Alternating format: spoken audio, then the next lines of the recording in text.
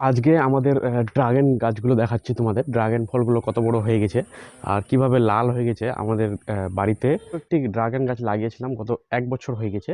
তো এখন দেখো কত সুন্দর ফলগুলো হয়েছে, আপনারা দেখলে অবাক হয়ে যাবেন। দেখেন, এই যে দেখেন একটা পুরো লাল হয়ে গেছে একদম। এখনো ঠিকঠাক পাকেনি, আর একটু লাল হবে সম্পূর্ণ, তারপরে এগুলোকে ভেঙে নিব। হ্যাঁ, আরেকটা দেখাচ্ছি আপনাদের।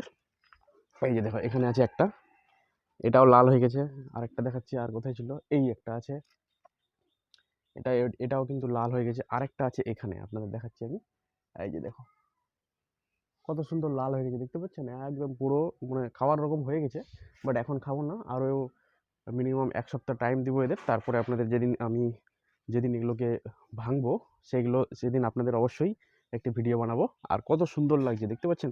আর গাছটা দেখো, গাছটা লাগিয়েছিলাম এই যে এইটুকু গাছ।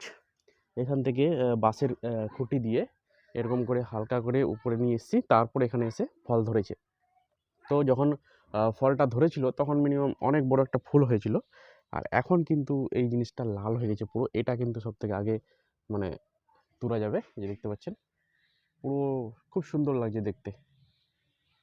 তো ড্রাগন ফল খেতে কে কে ভালোবাসে অবশ্যই কমেন্টে জানাবেন।